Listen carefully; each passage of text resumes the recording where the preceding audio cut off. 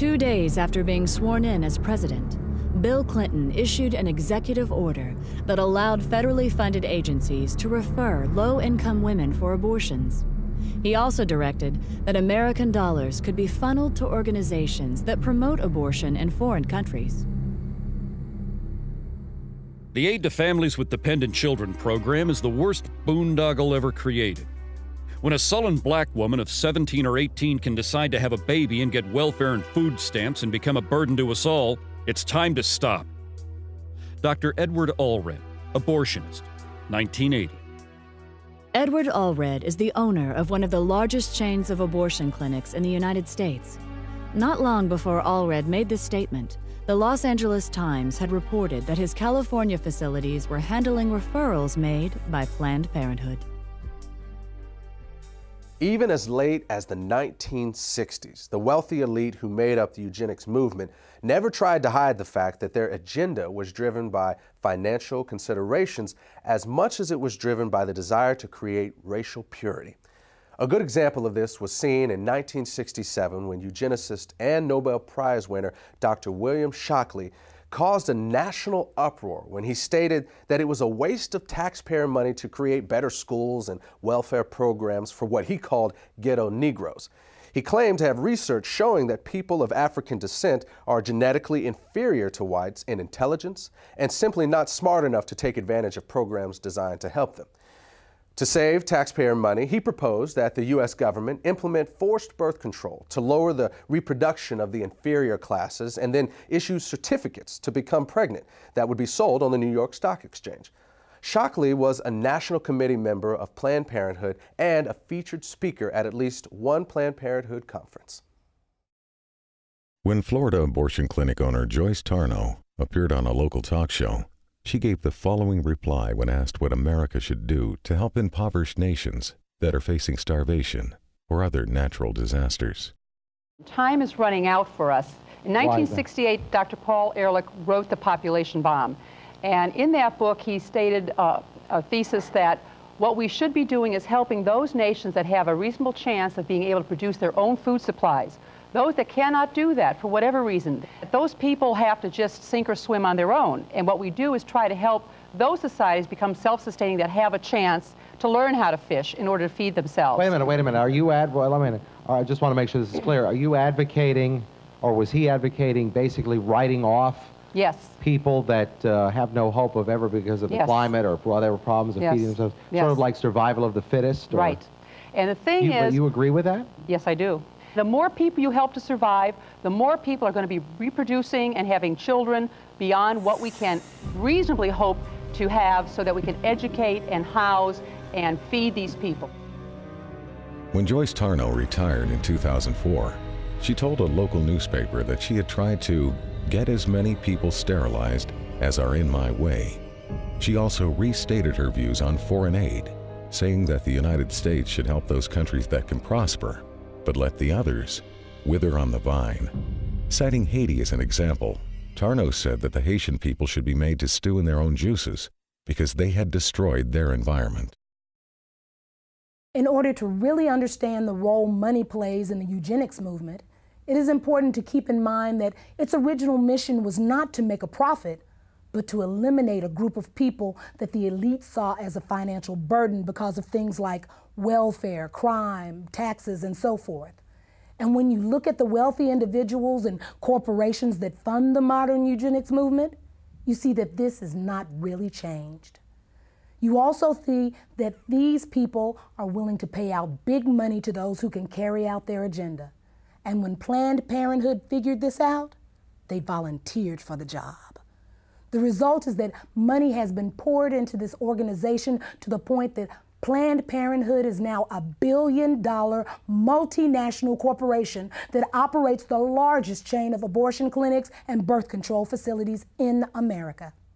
While much of Planned Parenthood's financial success has been because of donations from these wealthy individuals and large corporations, it has also raked in billions from you and me.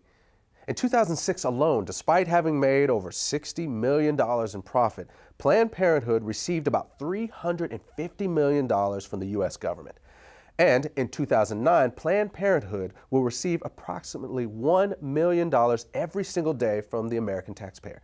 That's $1 million every 24 hours. That comes directly out of your paycheck and mine. Now, what you may find interesting is how your money is being spent. To give you just one example, we're going to show you part of a website that Planned Parenthood launched in 2008 called TakeCareDownThere.com. The clip is titled, "I Didn't Spew," and I warn you, many of you are going to find it highly offensive, and you're going to find it especially inappropriate for children, despite the fact that is exactly who Planned Parenthood created it for. As you watch this piece, remember, you helped pay for it.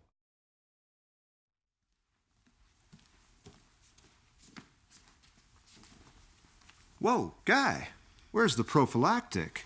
What do you mean? Look, oral sex is still sex, okay? If it's unprotected, you gotta reject it. What? What? But I didn't even spew.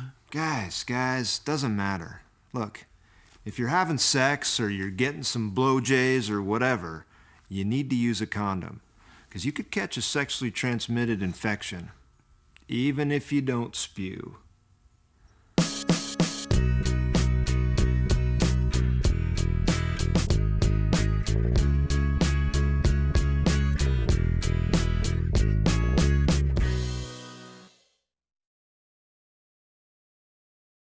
Now, does this clip say anything about how Planned Parenthood sees African Americans?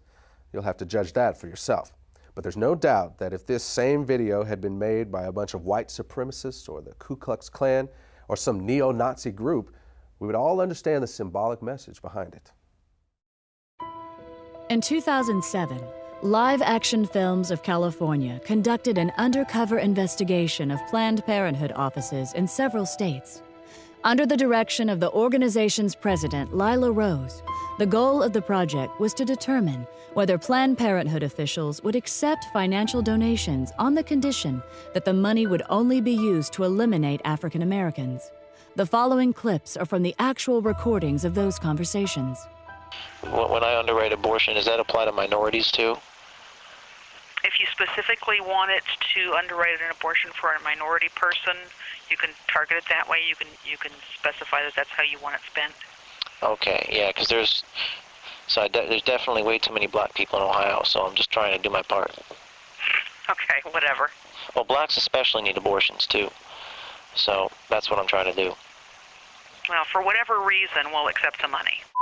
So the abortion could be, you know, I could give money specifically for a black baby. That'd be the purpose. Yeah, absolutely. If you wanted to designate that you wanted your gift to be used to help an African American woman in need, then we would certainly make sure that that gift was earmarked specifically for that purpose. Great, because I really face trouble with affirmative action, and I don't want my kids being disadvantaged, you know, against black kids. I just had a baby. I want to put it in his name, you know. You know, absolutely. So that's definitely possible. Oh, always. So would it be possible for me to donate that money specifically for these minority groups so that they could have access to abortions? Yes, it would be. Wonderful. And could I specify that abortion be done, or those abortions be done for a particular minority group, or how does that work? If you wish, you can. Okay. So for example, the black community in Tulsa, because I have connections with that, would it be possible to give the money specifically for that? You sure can. Wonderful. Great. So can I give you my credit card number? Yes. Wonderful. Just one more thing. The abortions will be done specifically for the black community abortions. I will mark it in such a way that definitely it will. Oh, great. On a black baby. Yes. Thank you. Great. The exact amount we charge right now is $450 for an abortion. Okay, $450. And we can definitely designate it for an African American. Wonderful. Yeah. Okay, and if I want to make to fund, because you know this is a if I wanted to help fund multiple abortions, could you also specify that this could be done for a specific group? Well, I'm really excited, you know, because I really face trouble with affirmative action. I don't want my kids to be disadvantaged, you know, against blacks in college, and the less blacks out there, the better. So. Yeah.